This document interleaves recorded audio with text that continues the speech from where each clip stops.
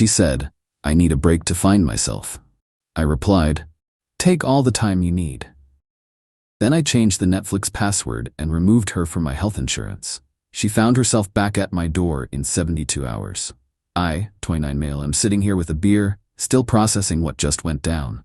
3 days ago, my girlfriend Brenna, 27, hit me with the classic, "I need to find myself" speech. Now she's blowing up my phone from her friend's couch, suddenly very clear about who she is and what she wants. Spoiler, it's my streaming services and health coverage. We've been together 4 years, living together for 2. Not gonna sugarcoat it, things had gotten comfortable.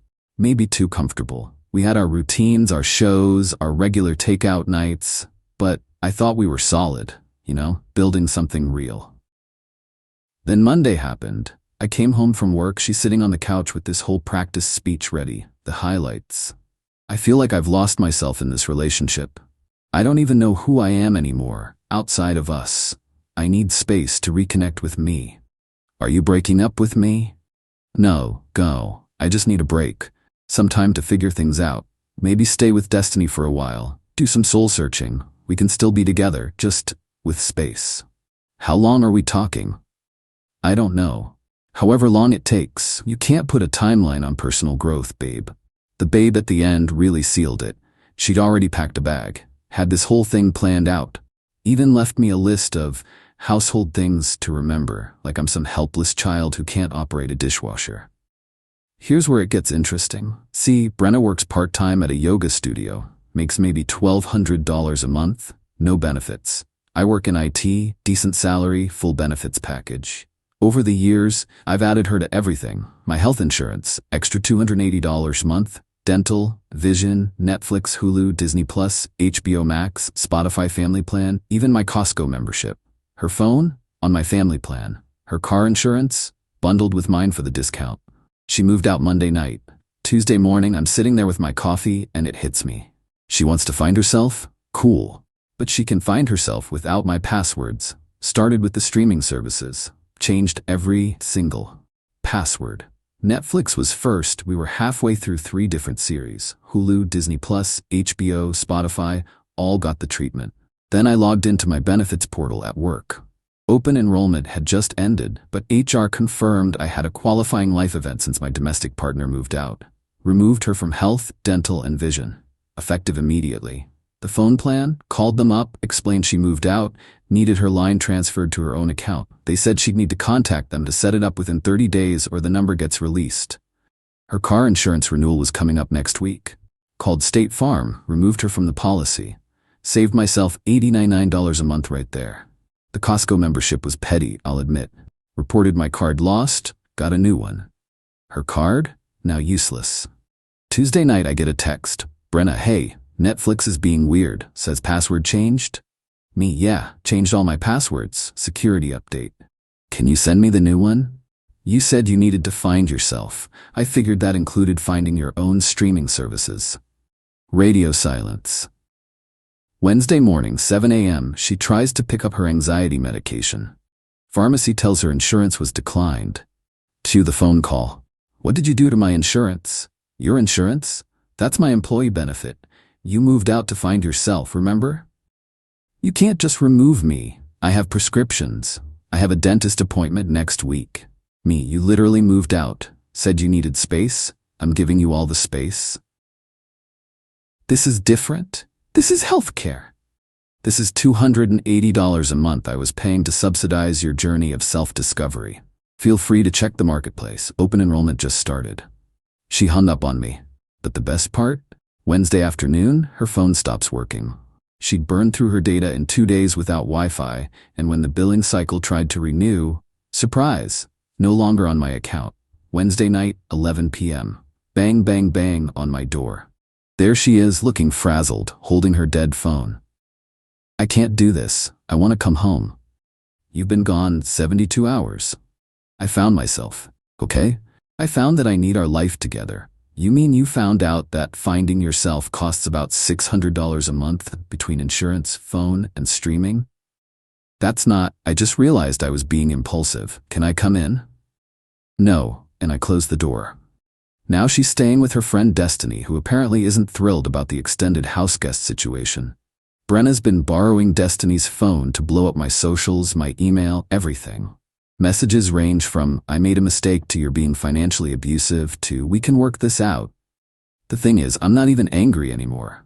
I'm just done. She wanted to treat our relationship like some safety net she could fall back on while she found herself. She found out that I'm not a subscription service. She can pause and resume whenever it's convenient. My friends think I'm being harsh. Her friends think I'm the devil incarnate. But here's my take.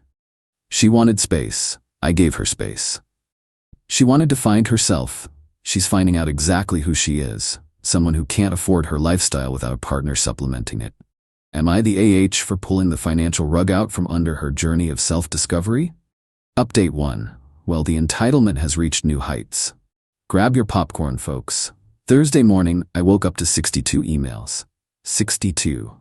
Brenna had created a new email address, BrennaDeservesBetter@Gmail, real subtle, and sent me an itemized invoice. I kid you not, an actual invoice for relationship investments. Some highlights. Emotional labor, 50 month by 48 months equals $2,400. Cooking and meal planning, 300 month by 24 months, $7,200. Home decoration and ambiance, $1,500. Social calendar management, 25 month by 48 months, $1,200. Physical intimacy coordinator, I can't even, she listed this, $100 month, bikes 48 months, $4,800.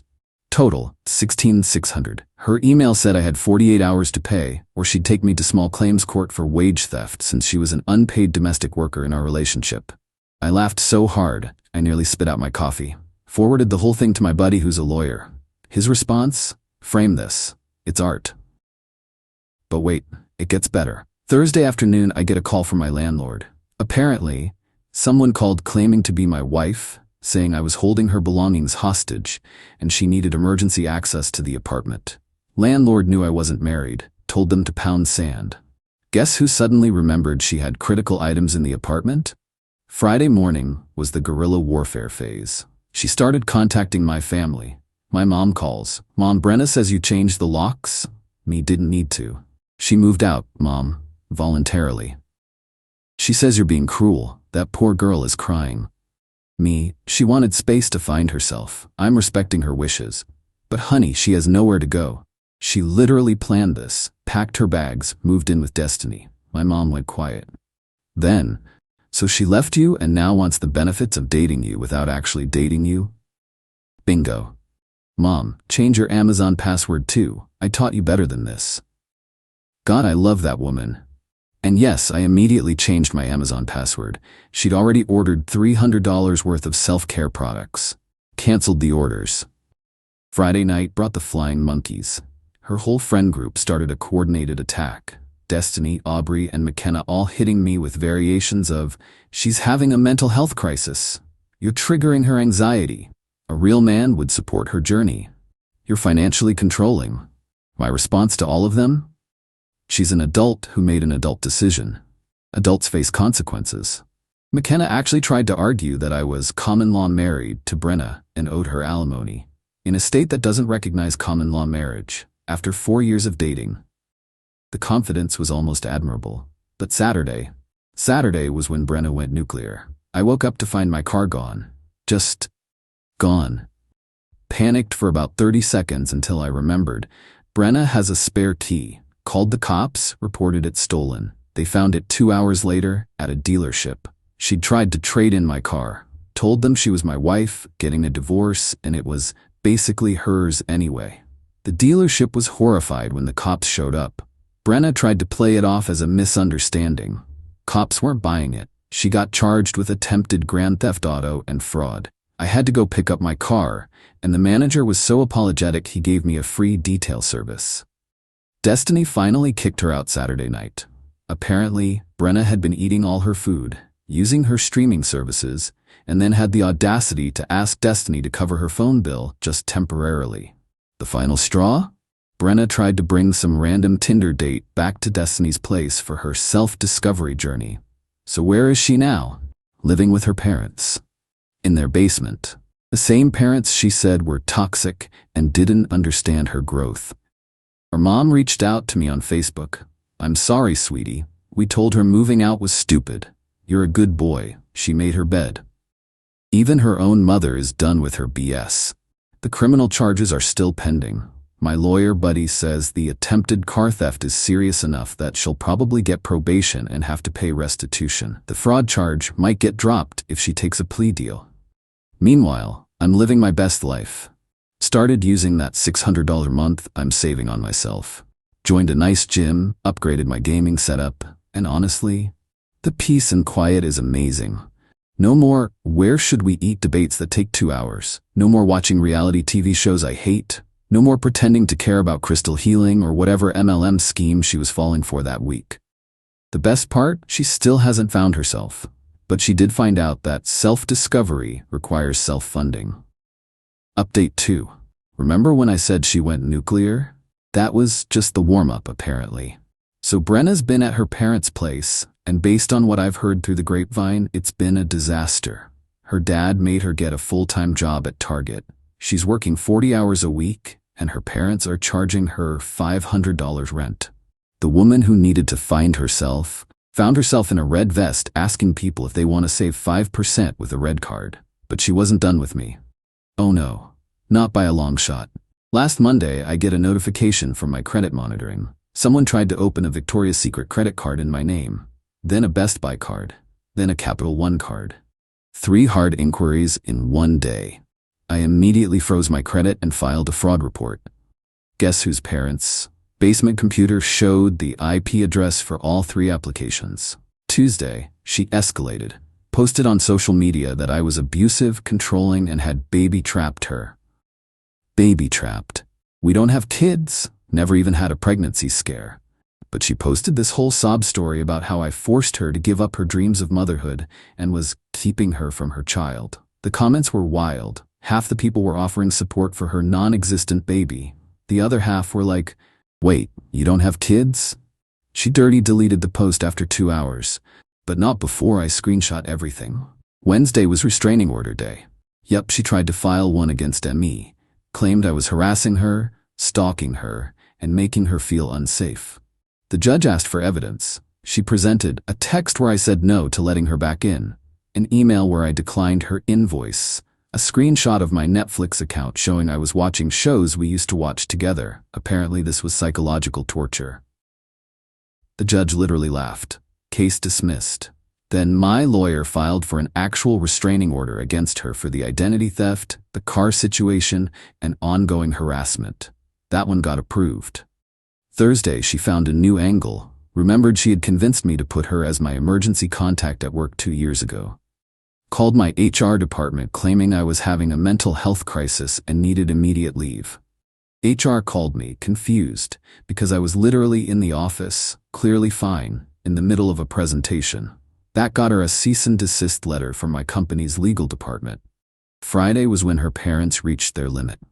Her mom called me, exhausted. She's been here 2 weeks and it's like having a teenager again. She doesn't clean, doesn't cook, complains about everything. She tried to get us to call you to talk sense into you. We refused. She called us enablers of abuse, her own parents. Apparently, Brenna had also maxed out her mom's Netflix profile with shows and never cleaned up. Continue watching. Ate an entire week's worth of groceries in 3 days. Invited her new spiritual advisor, some guy named Phoenix she met on Bumble, to move into the basement with her. Tried to sell her dad's golf clubs on Facebook Marketplace while he was at work.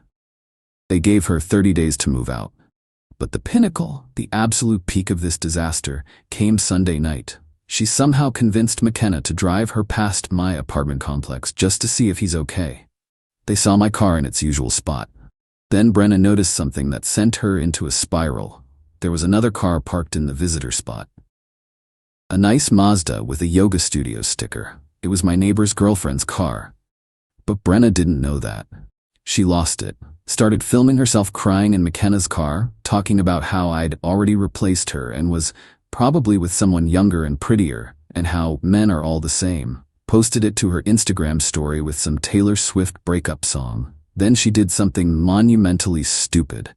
She used McKenna's phone to create a fake Bumble profile with my photos and info, saying horrible things in the bio about cheating, STDs, and worse. Within an hour, 3 of my coworkers had seen it and sent me screenshots. That's when I was done playing defense. Monday morning, I walked into the police station with evidence of identity theft. The restraining order she violated by coming to my complex. Screenshots of the fake dating profile, which is illegal impersonation in my state, all the harassing messages, emails, and false reports. They arrested her at Target during her shift in front of customers and coworkers. She's now facing identity theft charges, felony, violation of restraining order misdemeanor, criminal impersonation misdemeanor, plus the still pending attempted auto theft and fraud charges. Her parents had to bail her out. Her dad called me after. We're done. We're selling the house and moving to Florida like we planned. She's on her own. I'm sorry for what our daughter put you through. You're a good man. Run far, run fast. The last I heard, she's couch surfing between the few friends who still tolerate her. McKenna ditched her after getting dragged into the police station for questioning about the fake profile. Destiny blocked her on everything. Aubrey is apparently letting her stay temporarily, but already regretting it. Meanwhile, I'm thriving. Got a promotion at work. Turns out being the subject of office gossip about your crazy ex makes everyone really supportive. Started dating casually. Nothing serious, just coffee dates and getting back out there. Even got VIP treatment at the car dealership when I went in for an oil change. They still remember the attempted theft incident. The court date for all her charges is next month. My lawyer says with the evidence we have, she's looking at minimum probation, probably some jail time for the identity theft, and definitely restitution payments. Her journey of self-discovery is about to discover the criminal justice system. Final update: court happened. Brenna's journey of self-discovery finally reached its destination: accountability. She showed up to court in what I can only describe as her innocent victim costume, a conservative dress I'd never seen before, minimal makeup, hair in a bun. Her lawyer, court-appointed because surprise crime is expensive, tried to paint her as a woman scorned who made some poor choices during an emotional time. The prosecutor wasn't having it. They presented everything: bank records showing the identity theft attempts, security footage from the dealership of her trying to sell my car, the fake dating profile printed in full color 8x10 glossy photos, text records showing premeditation, my company's HR records of her false reports, character statements from her own parents basically saying, yeah, she did all this. Brenna tried to claim I had financially coerced her into dependence. The judge asked her to explain. Her explanation was that by paying for things during our relationship, I had created a system of control that left her unable to function independently. So you're saying the defendant paying for your health insurance was abusive? He knew I needed it for my anxiety medication. Did he prevent you from getting your own insurance? Well, no, but did he force you to quit your job?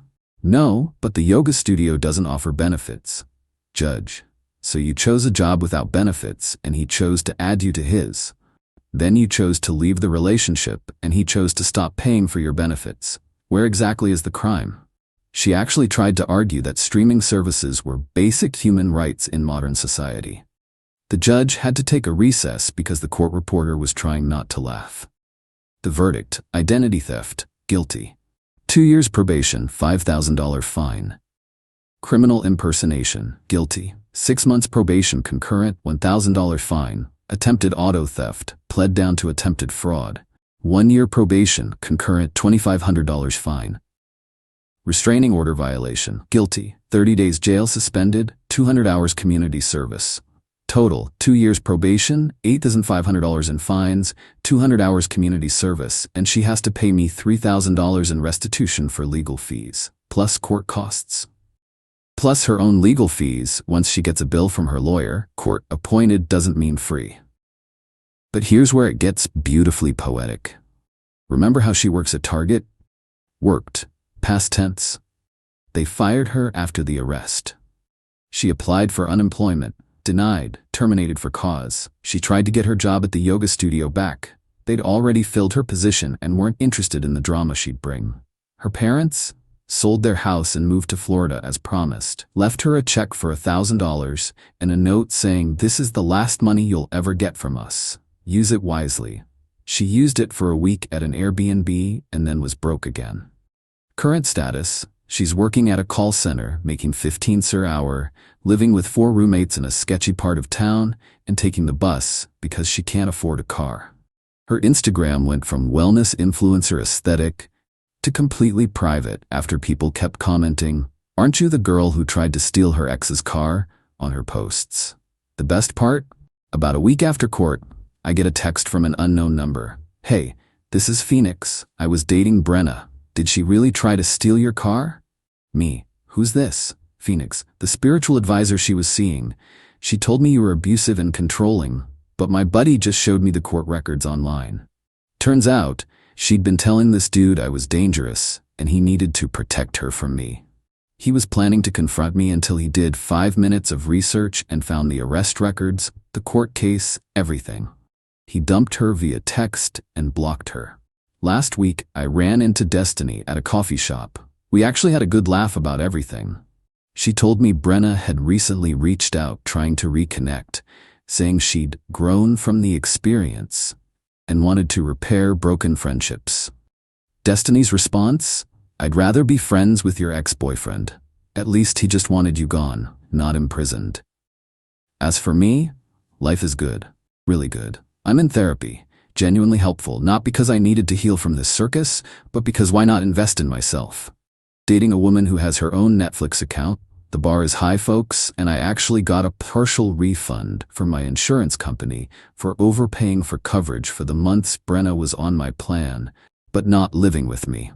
The $600 a month I'm saving has been going into a "Brenna tried to ruin my life but failed" fund. Already took a nice vacation. Sent a postcard from the beach to her parents in Florida. They sent one back saying, "Glad you're doing well. Don't tell Brenna where we live." She wanted to find herself. She found herself in criminal court, in debt, on probation, and completely alone. Not because I'm vindictive, but because when you treat people like safety nets and subscription services, eventually someone cancels the free trial. The moral of the story? When one says they need space to find themselves, believe them. Give them all the space. All of it. Sometimes the best revenge isn't revenge at all. It's just letting someone experience the natural consequences of their own choices. Oh, and always use 2-factor authentication on your streaming services. You never know when someone's journey of self-discovery might include discovering your passwords.